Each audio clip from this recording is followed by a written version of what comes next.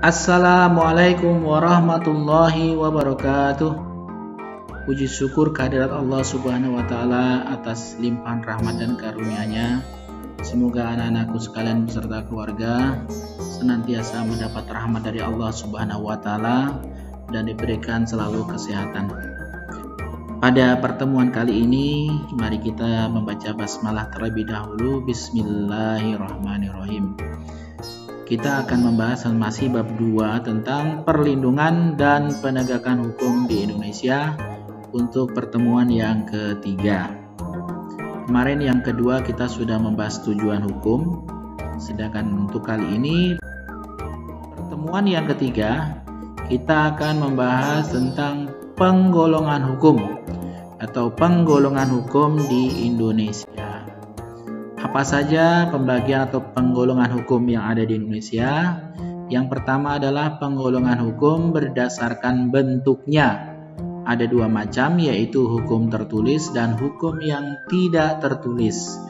Hukum tertulis adalah semua peraturan hukum yang ada di Indonesia yang berbentuk tertulis, yaitu dikodifikasi dalam sebuah lembaran negara, dibukukan ke dalam lembaran negara dan ditaati oleh masyarakat. Yang kedua adalah hukum yang tidak tertulis, yaitu hukum yang berlaku di masyarakat tetapi tidak berbentuk tertulis dan tidak dikodifikasi dan tidak disosialisasikan atau diletakkan di dalam lembaran negara. Contohnya hukum kebiasaan atau hukum adat. Nah, di sana jelas kita tidak pernah menemukan hukum adat itu berbentuk tertulis. Kemudian yang berikutnya adalah penggolongan hukum berdasarkan sumbernya. Ada undang-undang, ada kebiasaan, traktat, jurisprudensi, dan pendapat para ahli. Ini nanti akan kita bahas lebih detail di pembahasan yang akan datang. Undang-undang itu adalah semua peraturan yang dibuat oleh lembaga legislatif, dan kalau di Indonesia tentunya bekerja sama dengan lembaga eksekutif, jadi DPR dengan pemerintah. Yang berikutnya kebiasaan, tadi sudah Bapak sampaikan, yaitu sebuah hukum yang tidak berbentuk tertulis tetapi ditaati oleh masyarakat, ya, misalnya adat pernikahan, hukum adat kelahiran, dan seterusnya. Kemudian yang berikutnya adalah traktat atau perjanjian. Jadi di dalam sebuah perjanjian biasa ada naskah perjanjian, ada pasal-pasal yang mengatur, dan bagi para pihak pasal-pasal dalam sebuah perjanjian itu adalah menjadi sebuah hukum yang harus ditaati oleh para pihak yang mengadakan perjanjian. Yang keempat adalah jurisprudensi, yaitu keputusan hakim yang telah lalu yang dijadikan dasar oleh hakim kemudian untuk memvonis atau menghukum sebuah proses peradilan yang atau terhadap perkara yang sama. Bapak ulang. Jadi keputusan hakim di masa lalu yang dijadikan dasar oleh hakim kemudian terhadap perkara yang sama yang tidak ditemukan landasan hukumnya. Nanti Bapak jelaskan di materi berikutnya.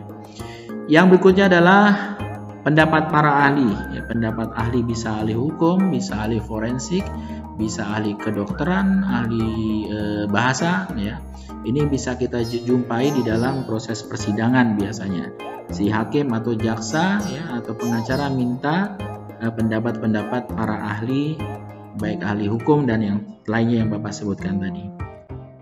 Kemudian berikutnya adalah berdasarkan sifatnya. Ada hukum yang bersifat memaksa dan ada hukum yang bersifat mengatur. Memaksa ini adalah hukum yang pasal-pasalnya adalah dipaksakan oleh pemerintah atau aparat hukum kepada masyarakat. Artinya, masyarakat harus mentaati pasal tersebut dan jika melanggar akan dikenakan sanksi hukuman. Contoh ya, kitab undang-undang hukum pidana. Ya, kita melanggar hukum pidana akan dikenakan sanksi oleh kepolisian. Kemudian berikutnya hukum yang bersifat mengatur. Jadi hanya bersifat mengatur, kalau tidak dilaksanakan toh tidak akan kena sanksi hukuman, ya. Misal hukum waris, atau misalnya ada sebuah keluarga orang tuanya meninggal, maka dia akan memilih jalan apakah menggunakan ketentuan hukum Islam atau menggunakan ketentuan hukum waris yang ada di dalam hukum perdata Indonesia. Mereka boleh memilih, ya, dan tidak ada kewajiban atau sanksi tertentu apabila mereka tidak melaksanakan salah satu dari kedua tadi. Yang berikutnya adalah pengeluaran hukum berdasarkan tempat berlakunya. Ada hukum nasional ya, hukum yang berlaku di suatu negara tertentu. Kemudian ada hukum internasional, hukum yang berlaku atau mengatur hubungan antar negara. Yang ketiga ada hukum asing, hukum yang mengatur warga negara di negara asing atau di luar negeri. Kemudian ada hukum gereja, hukum yang hanya berlaku bagi umat Kristen di gereja tertentu ya. Ada hukum lokal, hukum yang mengatur masyarakat di daerah tertentu. Sebagai misal nih, ada budaya pembakaran mayat, itu hanya ada di Bali ya. Kemudian berikutnya berdasarkan waktu berlakunya. Ini ada hukum yang berlaku positif dan ada hukum yang berlaku di masa datang, dan ada hukum yang berlakunya tidak terbatas, tidak ditentukan oleh waktu, tempat, dan keadaan. Sekali lagi ada ius constitutum atau disebut hukum positif, hukum yang sedang berlaku, hukum yang saat ini berlaku. Ada UUD 45, Undang-Undang Lalu Lintas, ya, dan seterusnya. Kemudian ada hukum constituendum atau hukum masa datang, hukum yang sedang dibuat atau direncanakan, atau hukum yang sudah dibuat tetapi berlakunya ya di dalam sebuah undang-undang itu akan diberlakukan bulan depan, akan diberlakukan tahun depan, akan diberlakukan 1 Oktober 2020 misalnya. Jadi hukum sudah dibuat tetapi kemudian berlakunya ditentukan di masa yang akan datang. Kemudian hukum alam atau hukum antar waktu, ius natural, itu hukumnya berdasarkan kodrat alam ya, berdasarkan keadaan alam atau berdasarkan kebiasaan masyarakat setempat ya. Misalnya masyarakat suatu tempat menyatakan adil itu begini ya, mengatakan sebuah keadilan di masyarakat itu kalau seperti ini. Jadi tidak terbatas oleh sebuah aturan yang berbentuk tertulis. Kemudian yang berikutnya adalah berdasarkan wujudnya. Itu ada hukum objektif dan hukum subjektif. Objektif ini adalah hukum yang mengatur hubungan antar orang atau beberapa orang yang bersifat umum ya, secara umum. Sedangkan subjektif hanya berlaku bagi orang tertentu ya, hukum yang mengatur hanya berlaku bagi kalangan TNI, hanya berlaku bagi pegawai negeri sipil ya, dan seterusnya. Kemudian berikutnya adalah hukum berdasarkan isinya. Itu ada hukum publik dan ada hukum privat. Hukum publik contohnya ada hukum pidana, hukum tata negara, tata usaha negara, hukum internasional, hukum acara pidana. Dan apa sih hukum publik? Hukum yang mengatur hubungan hukum ya, antar orang atau antar orang dengan negara yang menyangkut kepentingan umum atau bersifat publik. Sebagai contoh tadi hukum pidana yang mengatur hubungan antar orang atau dengan negara yang berhubungan dengan pidana ya, kalau melanggar akan dikenakan sanksi.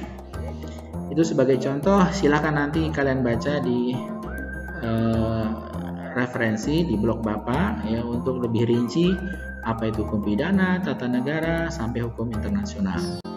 Yang berikutnya hukum privat tadi ya, berdasarkan isinya ada hukum privat itu contohnya hukum perdata, hukum dagang, hukum waris ya, hukum hak asuh anak. Jadi hukum perdata adalah hukum yang mengatur atau hukum privat ya, hukum yang mengatur hubungan antar orang yang bersifat individu atau bersifat perorangan. Jadi hanya hubungan 2 orang, 3 orang dan tidak berkaitan dengan orang di luar hukum itu atau di luar perkara tersebut. Ya hukum waris hanya mengatur hubungan hukum antara ahli waris saja ya, tidak menyangkut tetangganya atau yang lainnya. Hukum pernikahan atau perkawinan hanya menyangkut bagi dua belah pihak yang melangsungkan pernikahan. Sedangkan hukum dagang misalnya di sini yaitu hukum yang mengatur masalah jual beli, utang piutang, sewa menyewa, bagaimana mendirikan perusahaan dan sebagainya. Kemudian berikutnya adalah hukum berdasarkan cara mempertahankan. Ada hukum material dan hukum formal. Hukum material itu ya hukum yang berisi aturan ya, peraturan yang diperbolehkan atau dilarang. Hukum pidana ya berisi tentang aturan tentang kepidanaan, mana yang termasuk pelanggaran pidana, mana yang tidak. Jadi materi dari hukum itu sendiri. Yang kedua hukum formal, yaitu hukum yang digunakan untuk melaksanakan hukum material. Hukum yang digunakan untuk mempertahankan hukum material. Hukum yang digunakan, bagaimana cara melaksanakan hukum material. Sebagai contoh, Kitab Undang-Undang Hukum Acara Pidana. Ini pasal-pasalnya mengatur bagaimana seseorang